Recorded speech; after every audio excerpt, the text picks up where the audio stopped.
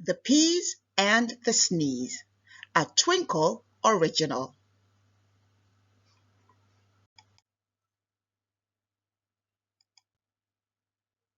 This is Louise, who is eating some peas. This is the breeze that will make Louise sneeze. This is a sneeze blowing into the peas. And these are the peas bouncing off through the trees. These are the trees with a circus of fleas.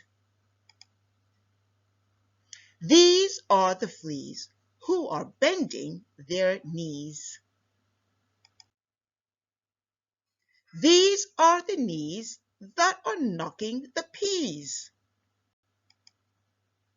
And these are the peas on a flying trapeze. These are the teas being drunk by the bees. These are the bees with a big wheel of cheese. This is the cheese being pushed by the peas. And these are the peas which are starting to freeze.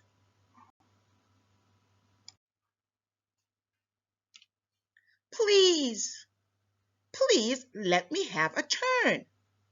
Can I go first?